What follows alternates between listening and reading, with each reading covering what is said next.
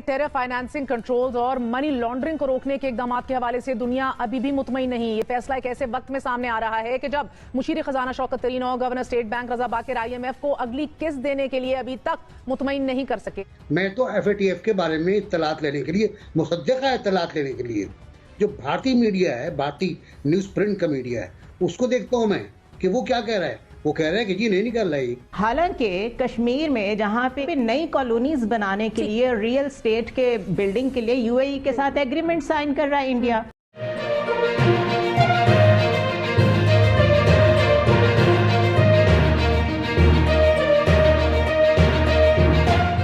के तदारुक की निगरानी करने वाले इदारे फाइनेंशियल एक्शन टास्क फोर्स यानी कि FATF की तरफ से पाकिस्तान को मजीद 4 माह के लिए निगरानी की ग्रे लिस्ट में ही रखने का फैसला सामने आ गया है, मीनिंग स्टेटस को, जिसके बाद नाजरीन पाकिस्तान के स्टेटस में तब्दीली का फैसला अब आइंदा सेशन यानी कि अप्रैल 2022 में किया जाएगा। इजलास में पाकिस्तान के इकदाम की तारीफ तो की गई, मगर आलमी सतह पर FATF के मेयार पर मुकम्मल तौर पर पूरा ना उतर पाने का भी कहा गया है। गुज़िश्ता रोज गवर्नर स्टेट बैंक रजा बाकिर ने FATF के हवाले से उम्मीद दिलाई थी। हमारे टेरर फाइनेंसिंग कंट्रोल्स और मनी लॉन्ड्रिंग को रोकने के इकदाम के हवाले से दुनिया अभी भी मुतमईन नहीं। ये फैसला एक ऐसे वक्त में सामने आ रहा है कि जब मुशीर खजाना शौकत तरीन और गवर्नर स्टेट बैंक रजा बाकिर IMF को अगली किस्त देने के लिए अभी तक मुतमईन नहीं कर सके। IMF से मुआहिदा ना होने और मुल्क में जारी बेयकीनी की वजह से डॉलर रोज बरोज ऊपर जा रहा है। हमारा नेशनल सिक्योरिटी एडवाइजर ये कह रहा है कि जो बाइडेन ने फोन क्यों नहीं किया, उसकी इतनी हिम्मत कि हमें फोन ना करे, और फिर उसके ऊपर पूरा चर्चा, पूरी खारजा पॉलिसी, खुद प्राइम मिनिस्टर सब उस पर इन्वॉल्व हो जाते हैं। हमें FATF का क्या मसला है? हमें तो पता भी नहीं FATF है क्या, हमें क्यों तंग कर रहा है। वो बता दिया ब्रिगेड साहब ने इस समरी में कि हालात क्या हैं। मैं तो FATF के बारे में इत्तलात लेने के लिए, मुसद्दक़ा इत्तलात लेने के लिए जो भारतीय मीडिया है, भारतीय न्यूज प्रिंट का मीडिया है, उसको देखता हूँ मैं कि वो क्या कह रहा है। वो कह रहे हैं कि जी नहीं निकल रही, और ये पिछली बार भी उसने कहा था, उससे पहली बार भी उसने कहा था, जब हम कह रहे थे कि हम निकल जाएंगे, वो कह रहे थे नहीं भाई नहीं निकल रहे आप। इसका मतलब है साउथ ब्लॉक और वाशिंगटन, ये सब जो हैं, आप उनकी अंडरस्टैंडिंग है, ये उन्होंने आपको घेरा हुआ है। आपको ये भाई देखिए, बात सुने, आपकी अपनी गलतियां हैं।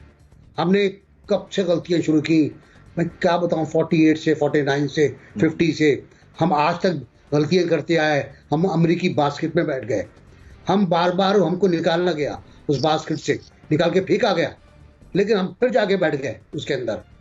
अब हो सकता है कोई मसला हो हमारे साथ, हमारे कोई नफसियाती उलझन हो अमेरिका के साथ, हमारे कोई इन्फिनिटी कॉम्प्लेक्स हो, लेकिन मैं समझता ये हूँ कि 27वें पॉइंट पर भी कहा जाएगा कि ये अगले 3 महीने बाद इसको पूरा करके आप लाएं, और उस वक्त तक आप ग्रे लिस्ट पे रहेंगे। मुज़म्मिल सौरवर्दी साहब, आपके ख्याल में पाकिस्तान से FATF कब खुश होगा? हुकूमत के डिप्लोमेटिक फेलियर्स हैं, और मैं इस नैरेटिव को नहीं मानता कि जी चूंकि हमने एब्सोल्युटली नॉट कह दिया है। भाई 4 महीने पहले तक तो हम ब्लू आइड बॉय थे, हम फैसिलिटेटर थे, हमने उनके फौजी निकाल के अपने मैरियट के होटलों में ठहराए और वो हमें तारीफों के फोन कर रहे थे। उस वक्त हम ये बार्गेन नहीं कर सकते थे कि हम आपको सेफ पैसेज लेके दे रहे हैं, कम से कम FATF से तो निकालते हैं। हम सुमन बुकमन बैठे रहे। क्या फॉरेन पॉलिसी है? जब दुनिया हमसे मदद मांग रही थी, हम अपने आप को FATF से भी नहीं निकलवा सके, हम IMF से भी डील नहीं कर सके, हम चुप करके बैठे रहे और उनकी सारी मदद हमने कर दी। अब जब वो निकल गए तो हम कहते हैं हमें बड़ी सजा दी जा रही है। भाई जब दुनिया को आपकी जरूरत थी, उस वक्त पाकिस्तान के मुफाद की बात करनी थी।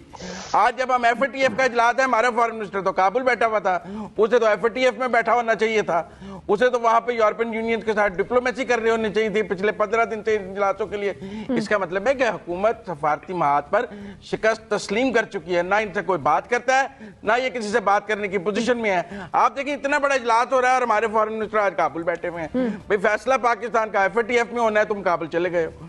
बात यह है कि इस हुकूमत के डिप्लोमेटिक फेलियर्स की एक लंबी लिस्ट है, उसको एब्सोल्युटली नॉट में कवर ना करें। पूरा एब्सोल्युटली यस किया उनको वहां से निकालने के लिए, हमने पूरी खिदमत की है उनकी ऊपर से लेकर नीचे तक।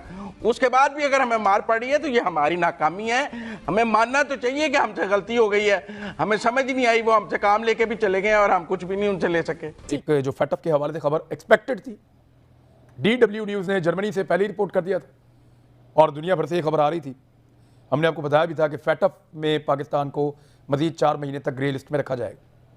बहुत सारे मुल्क दुनिया में ऐसे हैं जो पाकिस्तान से बेहतर परफॉर्म नहीं कर रहे, लेकिन वो वाइट लिस्ट में है। लेकिन पाकिस्तान क्योंकि सर्कल हो गया है, बाकायदा पाकिस्तान को पॉइंट आउट किया गया है, तो पाकिस्तान का निकलना पाकिस्तानियों के लिए भी एक बड़ा सवाल है और जो निकालने वाले हैं उनके लिए भी एक बड़ी बात होगी। एक बुनियादी तौर पे सियासी मसला भी है कि जैसे तुर्की चूंकि आंखें दिखा रहा है मगरिब को, अब उसको भी ग्रे लिस्ट में शामिल कर लिया है।